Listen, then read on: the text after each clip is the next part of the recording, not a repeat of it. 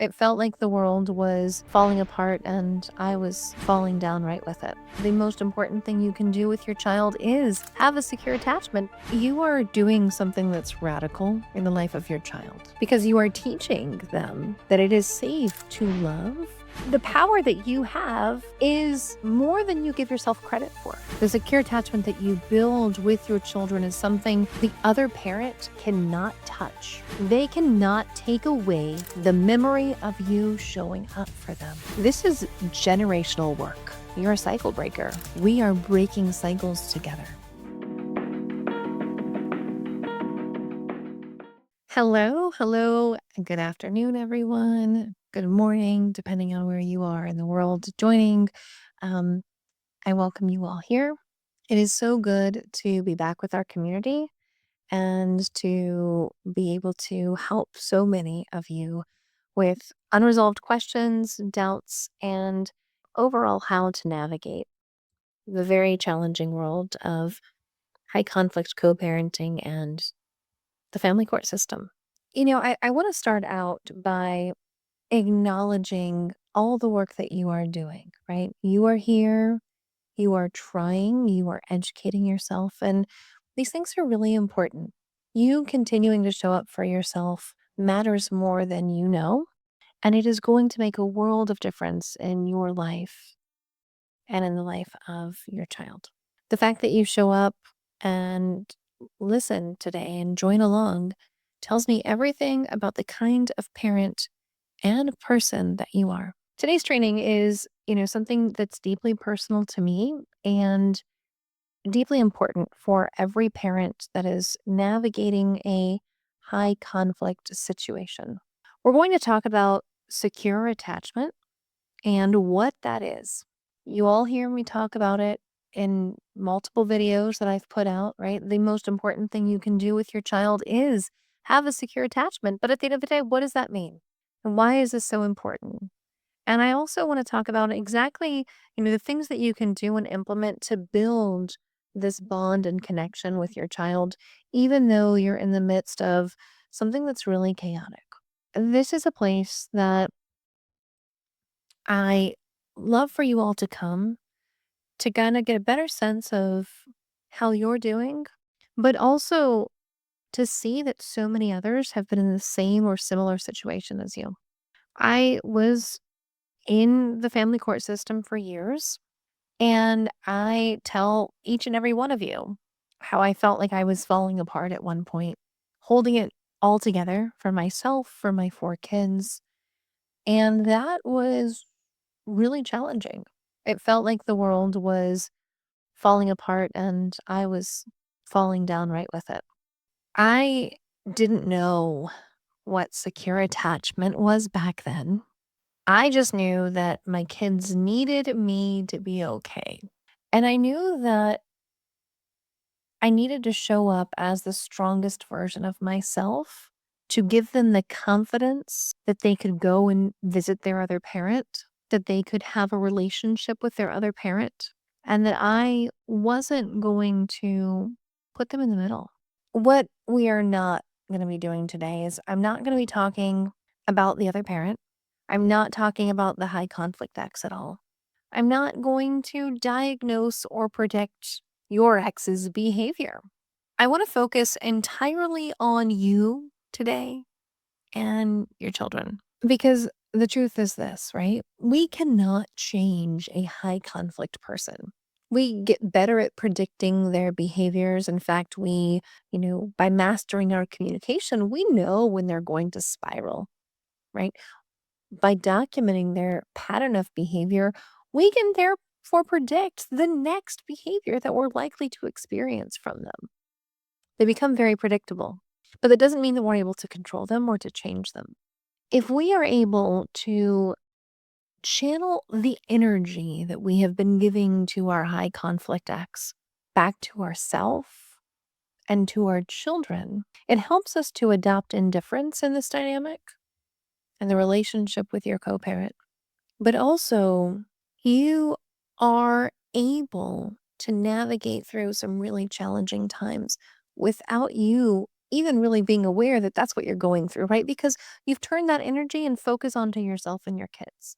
So today, it is all about you, me, and your kids. Your ex is not a part of our conversation. I want to start by asking you something that I feel is really important. When you think about your relationship with your children right now, I want you to think about it for a second. Stay with me. And what are things that you enjoy about your relationship with your child? What are things that you wish you could improve? And when we're thinking about this relationship, I want you to think about what you have with your child, not what the other parent has with them, not what they do with them. We're going to put all the court stuff aside. This is just you and your kids. How would you describe that relationship to me? Feel free to, drop in the comments at any time a word or two. Let me know. How would you describe the relationship with your own children? When I think of secure attachment, I think of someone who is confident. I think of someone who is able to regulate their nervous system and therefore their emotions. Secure attachment is an emotional bond that is formed by being consistently attentive and reliable. And in this case, it's to your child's needs. That is how we focus and push to have a secure attachment with them. This is by no means about being a perfect parent. I am not a perfect parent. I've made plenty of mistakes, like I'm sure all of you have.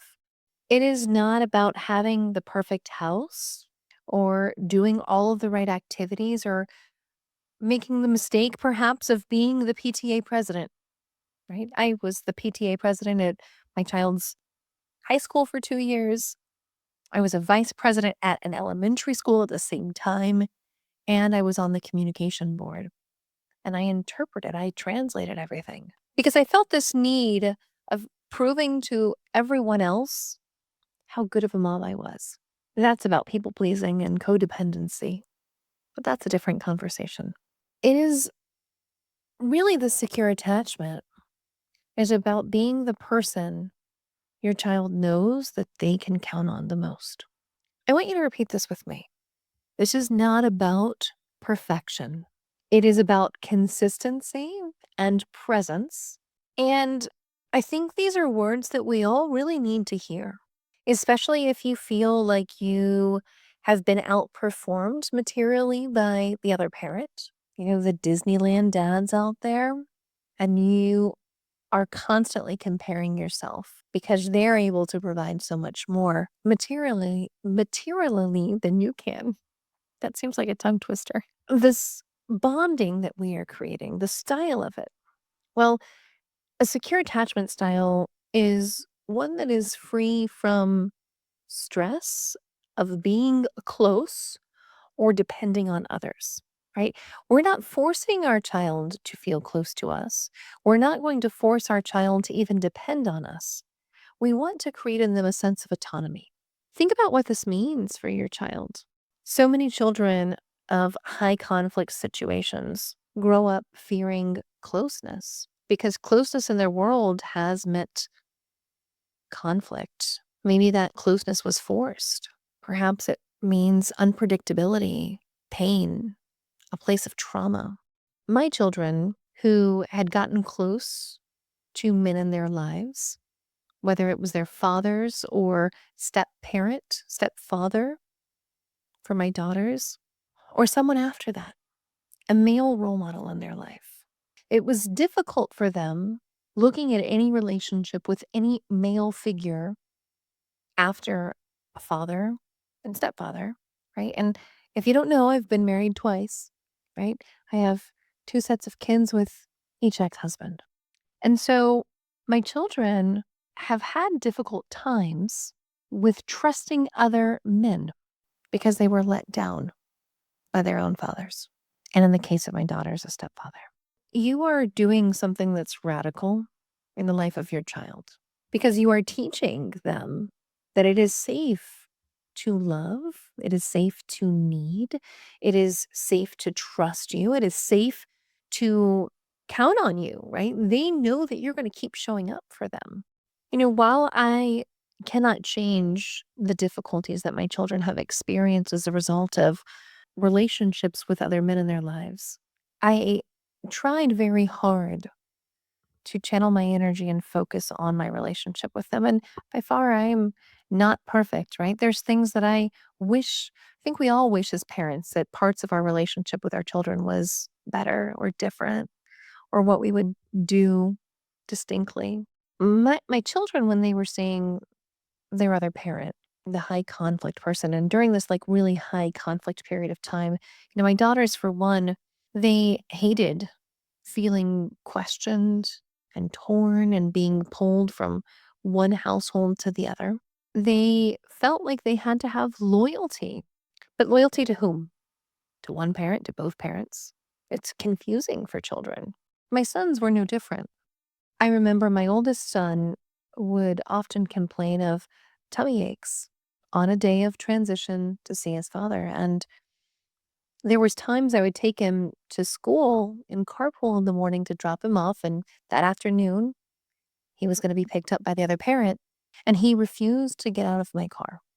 And a Spanish teacher at the time at the school came out, and he was still a little guy, he was in elementary school, and one of the guidance counselors, as well as an administrator, came out and tried to talk to him. And it was because of the community that I had around us that really helped my son, that really helped get him out of that situation. He got out of the car and was able to go in. But I found all the ways that I could to support him and to encourage him and to let him know that I understood how he was feeling. For me, it was really important to validate his experience, to validate his emotions, and more importantly, to validate the anxiety that he was having right in that moment. When my kids came home from visiting the other parent, my daughters didn't have as much of an issue at first. Their visits were much shorter. It was like every other weekend. But my sons, we did week on, week off. And I remember when they came back, it was a nightmare. The first 24 to 48 hours was absolute hell. I call it the pressure cooker effect. And my kids were completely dysregulated. They would cry, scream, kick, throw tantrums, and I didn't know what to do. I tried to distract them. I would try to play games with them. I would ask them what they wanted to eat, what was their favorite meal, get them outside with their friends in the neighborhood to, again, have some physical activity and a distraction. I tried to not have like a really busy schedule on the days that they came back. There was a period that they were involved in taekwondo, right? And um, at that time, they felt pretty stressed going to taekwondo sometimes in the afternoon after school. And I was working a full-time job, right? So I was scrambling from after school pickup and, from work and traffic and then getting to taekwondo and feeding them dinner. It wasn't easy. But I did see what my children needed from me. They needed consistency, right? During dad's parenting time, he never took them to taekwondo. They would miss a whole week. So the week that they were with me, we were trying to make up for lost time. And I wanted them to be able to count on me. Like, no matter how tired I was going to take them.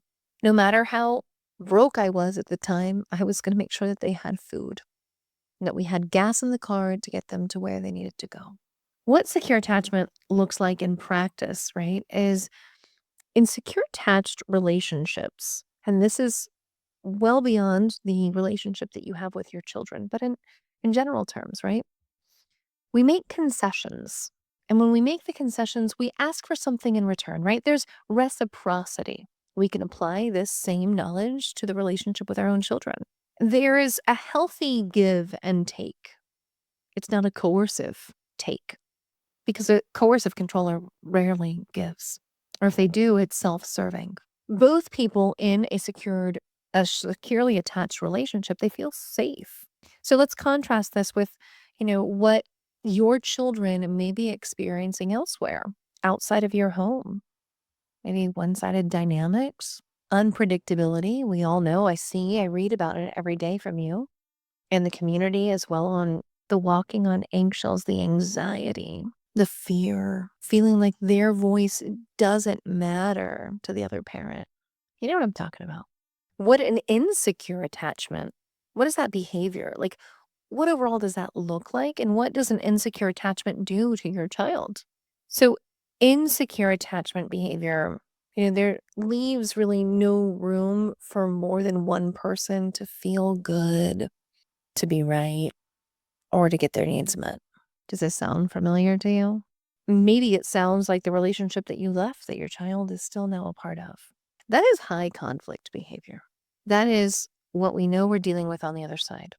I want you to know that what you're experiencing is not some distorted perception of yours. It is real. What your children are living through and the anxiety that you see them going through on a regular basis, dysregulated emotions, it's real. And you're living with it, right? You are living with this dysregulation. And it feels really heavy to carry that weight, to work on healing yourself, learning how to navigate this co parenting relationship, preparing for family court, and helping your children, right? There's really no difficult task other than these things, right? Like this seems like a mission impossible. Is it possible to work on healing yourself, having a secured relationship with our children, learning how to navigate family court and co-parent with a high conflict narcissistic person? It is possible. I've done it. Did I do it perfectly? No. Was I extremely graceful? No. But that's the difference, right? Of like, we're able to recognize the things that we're experiencing and acknowledge what our children are also feeling. So, insecure attachment on part of the other parent is one of like the root dynamics that is driving high conflict behavior. It was the root dynamic of what was driving your relationship with them before. So, why does any of this matter? And why is it important right now that you are in the middle of your custody battle? Maybe you're at the beginning of it, right? You're trying to get a custody order in place and you're trying desperately to advocate for your children, to save them, to protect them, right? To keep them as safe as you can. Well, your children are forming their core beliefs at this moment in their life.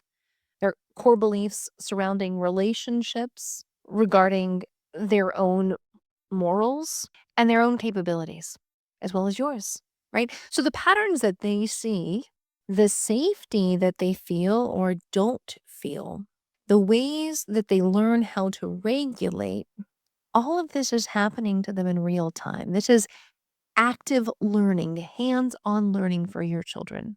The good news is that you have an enormous amount of power to be the corrective experience for them, right? So they may not be getting their needs met at the other parent's house. Maybe their needs aren't getting met sometimes at school, right? But they know that they can come back to you and you are going to help them feel better, help them feel good again.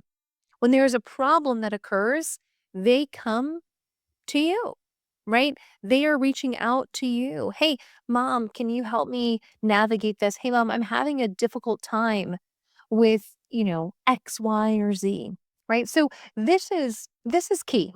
This is the huge difference. And the power that you have is more than you give yourself credit for. Sometimes I think like our focus is so much on the other parent, what they're doing, how they're harming the child, that we might lose touch of all the good things that we're doing.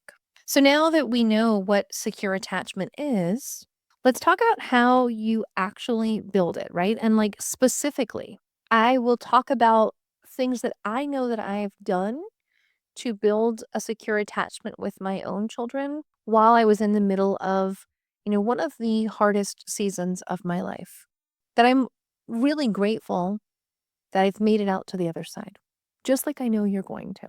So, how do we build this secure attachment with our kids, Bridget? Like you're talking about it, you keep saying it's super important. What am I supposed to do? So, foundationally, secure attachment is built when you are consistently attentive and reliable to your child's need. Like you've got to be there for your kiddo. You've got to show up for that school performance. You've got to show up for those parent teacher conferences, and you already are. So there's not really a huge change here that you have to implement. You are creating this safe base, safe haven for them to explore the world and really their own emotions. When children have a secure base, they develop emotional resiliency, the ability to bounce back from hard things becomes ingrained inside of them. This is why even myself now as an adult child of divorce and child abuse and living through a narcissistic family system, right? I have a lot of resilience. So much so like it's tattooed on me. The word resilience, because I have the ability to bounce back from hard things. We are bendable.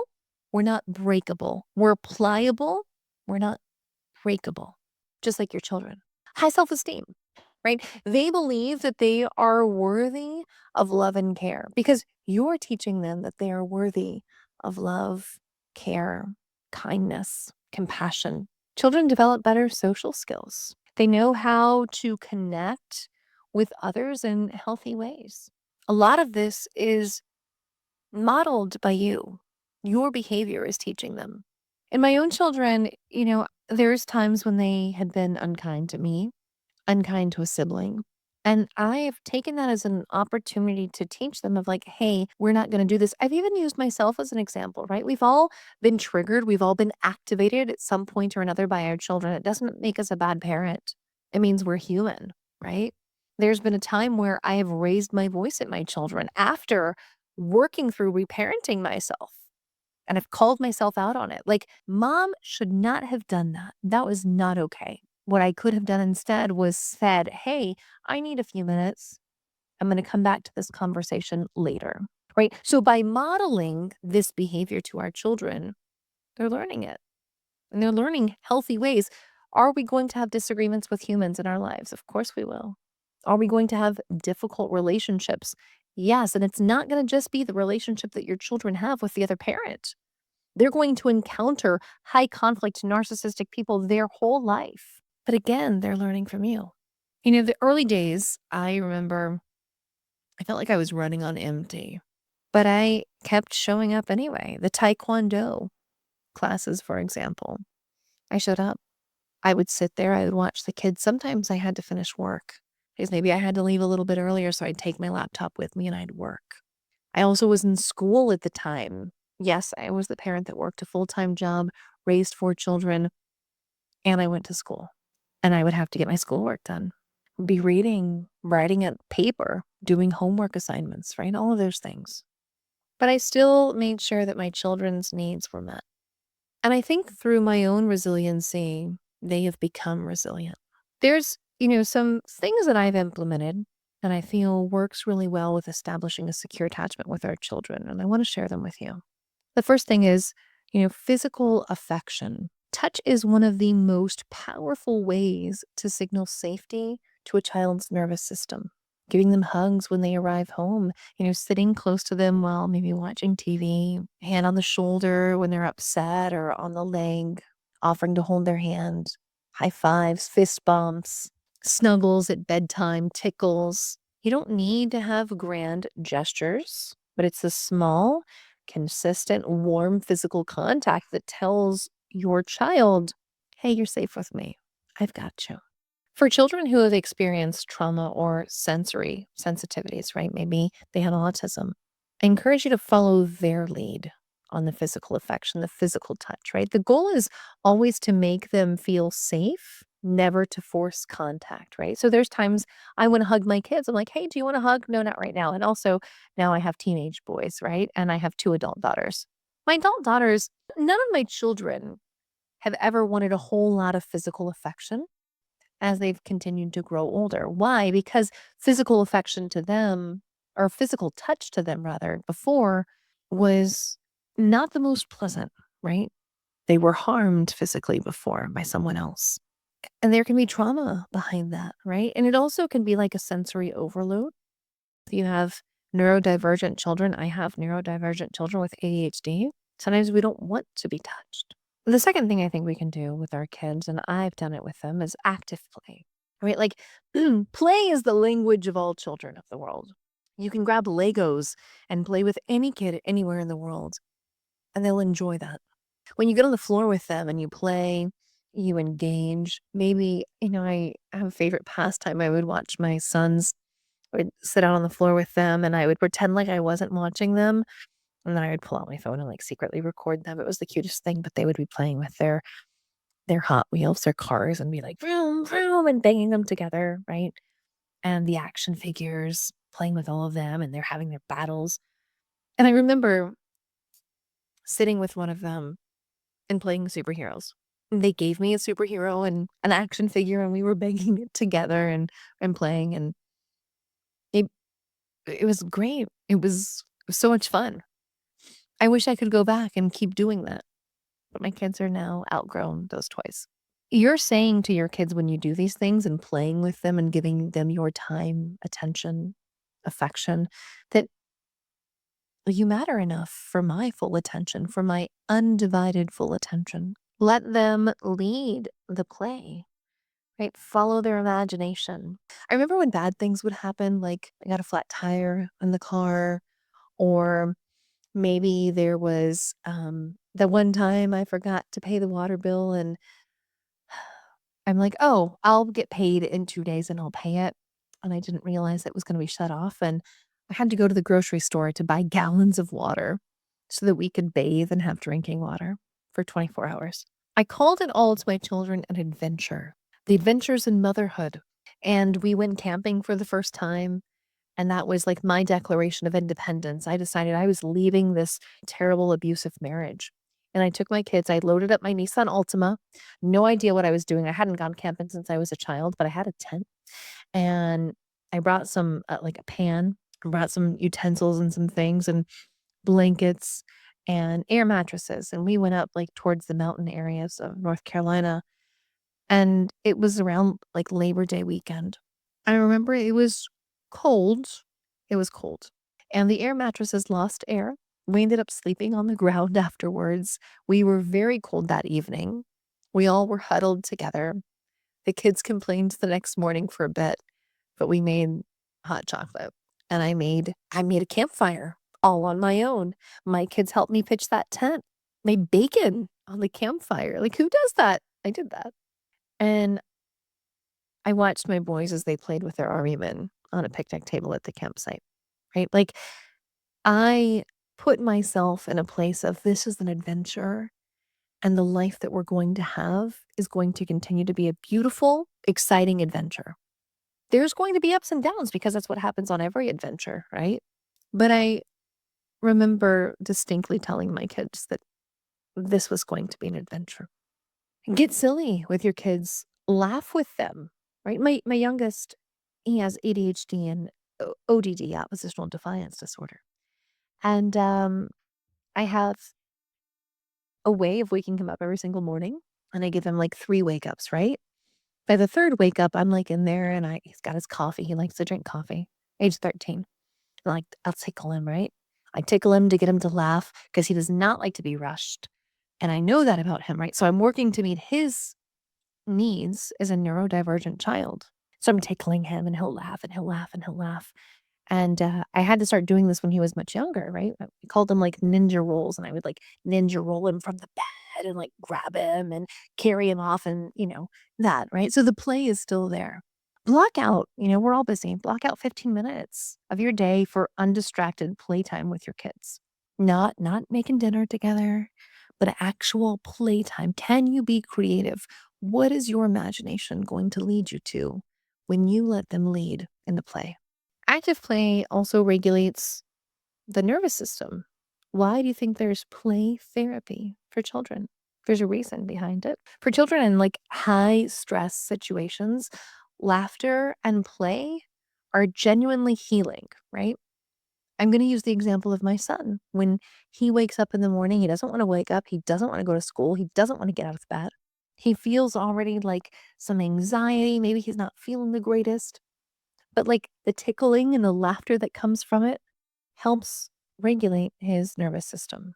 The third thing I feel that we all can do is, validate our children's emotions and maintain predictable routines and structure. These 2 things really, to me, go together because they both answer the same question that your child is asking, Like, can I count on you? This is what it boils down to. Validating emotions means accepting your child's feelings for what they are, even during challenging and difficult behavior. Validating it. What am I seeing right now? Naming it. We're not going to minimize their feelings. Telling your child, don't cry. You know, I was born in 1985.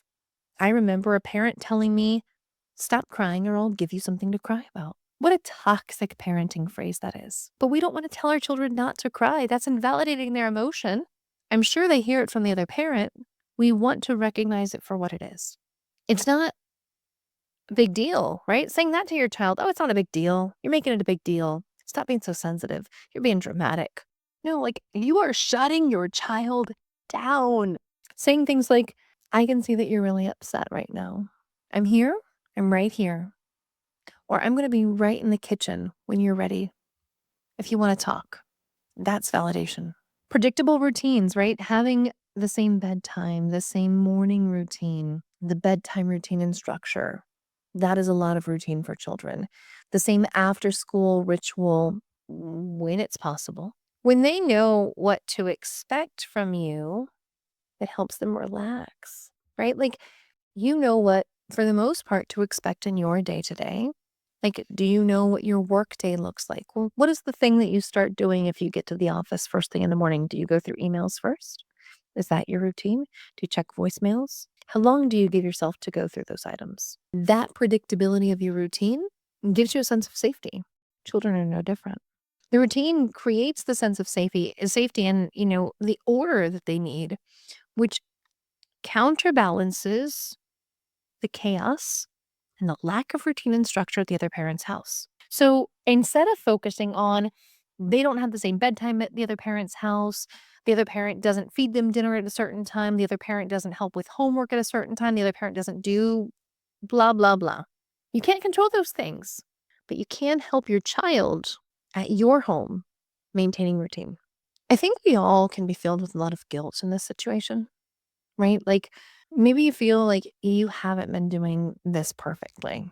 We are not going to be perfect, but we are going to be consistent. And we're going for consistent enough. You are consistent enough for your child. Repair after like a bad moment with our children is really important.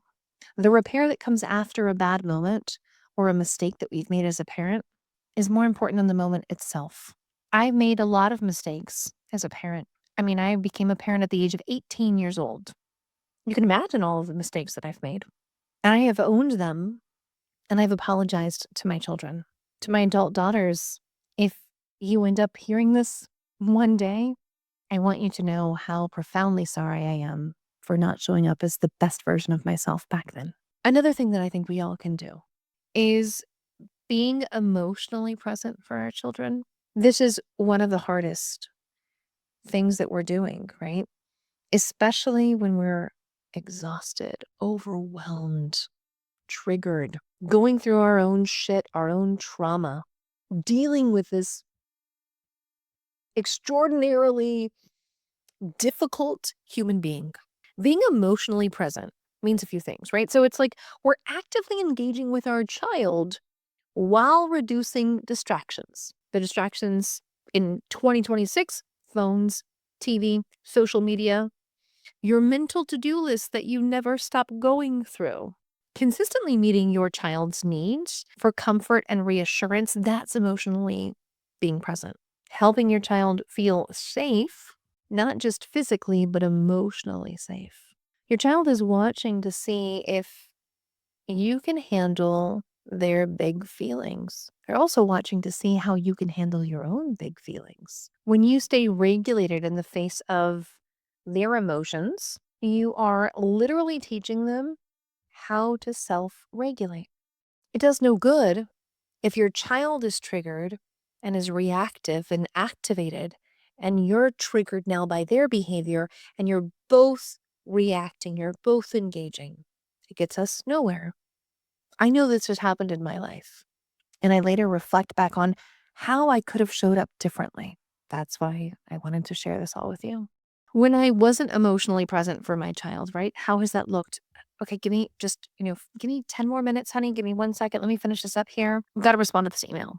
Honey, give me 2 minutes. Just 1 second. Pause it right there, right? I have ADHD.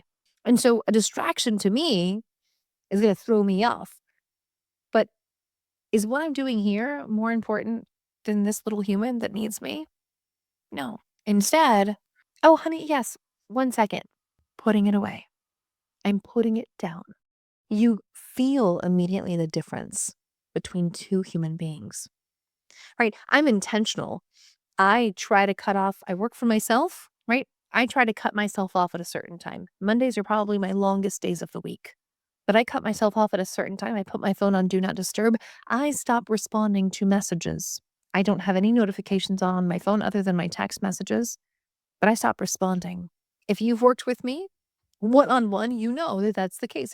If we've done some co-parent communication coaching, you know that I stop responding at 5 o'clock because I have to put my children first. This is now their time. I want to step here for a second, right, and say something that I feel is really important because none of this means that you are doing it perfectly. I, for sure, was not doing it perfectly. And I was really worried, right, of like not being this perfect mom, not being a perfect parent, and my ex using all of these things against me. Well, that didn't happen. I was stuck in survival mode. My therapist said to me after I left the relationship, it was really hard for me to adjust because I was like a doctor in the ER. I was operating from the emergency room every single day. I was waiting for another emergency to attend to. And I was now out of that situation a bit. And I didn't have all these emergencies every single day to attend to. It was a shock to my system. But even in survival mode, right, there were things that I could control. How I held my kids. Gosh, what I said to my kids. How I showed up for them when they needed me. How I still show up for them when they need me. I think that for me has still made all the difference. If one of my adult daughters were willing to be interviewed, I would be happy to interview them and ask them, very vulnerably, like, what is it that I could have done better? What did you enjoy about your childhood? But they have told me some of these things one on one, and their feedback is very valuable. What is it that you can control? We've went through these things, right? You can control how you're showing up. But what you cannot control is also important to recognize. And why that it's okay, right? Like why it's okay to accept I cannot control it all. Impossible. Right. So we're going to talk about the elephant in the room now. You cannot control what happens at the other parent's house. You cannot control what happens at the other parent's house. Okay. Gotta say it twice. You cannot control their chaotic behavior, their coercive behavior, their emotional immaturity, or the way they speak to you or to your children about you, right? You can't control any of that. I know how helpless this feels because I've lived through it myself. The moment I realized I could not control what my ex was doing, I felt freedom and hopelessness at the same time. That's hard. Recognizing I cannot control or really protect my kids when they're over there. But I can keep showing up for them and I can give them tools and strategies and help support them in therapy. For me, it felt like between a rock and a hard place, right? Like, I know I can only control myself. I wanted to control the other person. I wanted the other person to do what was right. I wanted the other person to show up in all the right ways that they weren't capable of doing and still aren't. But there was a shift inside of me. And when I recognized that I could not control the behavior, I could not explain to him the importance of being a good parent or, heck, good father, I felt peace inside of me. And I know that seems really strange, but that's how I felt, right? Like this shifted. The things that we can control is the environment that we create for our children when we are with our children, the words that we are speaking to them and about the other parent, our own ability to regulate our emotions. Are we a calm presence? Are we a reactive one? And when we are reactive, if we've reacted, do we recognize it and call it out? The rituals, the routines, the traditions at your home, the relationships that you build every single day with your children, you can control all of those things. Here's what I know for certain. The secure attachment that you build with your children is something the other parent cannot touch. They cannot take away the memory of you showing up for them. They cannot erase the feeling of safety that your child carries because of you. They cannot undo the bonds that you are building and have tried to build, even if they try. How are we feeling? Most of you know that my father took me from my mother, and I was quite young. And to this day, my mother to me is still my preferred parent. Both of my parents have passed. My mother to me is my safe parent, and I always felt this safety with her, right? I felt deeply loved by my mother. She continued to show up for me, even though we were 1,600 miles apart. She was my safety.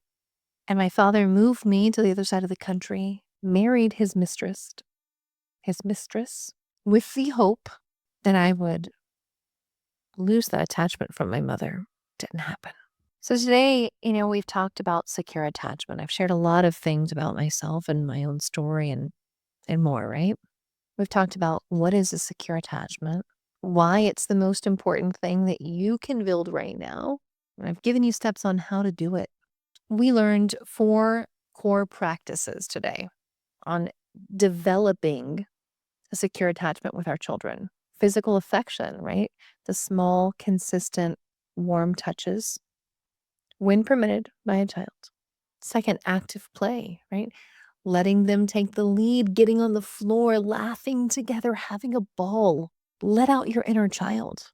The third, validating emotions and maintaining predictable routines and structure in our own households. And the fourth, being emotionally present, putting down those distractions, and showing up for your kids. I want to leave you with this. The work that you are doing right now, showing up for your children amidst the chaotic situations, focusing on your bond with them, being their safe place. It is no small task. This is generational work. You're a cycle breaker. We are breaking cycles together. I am a generational cycle breaker.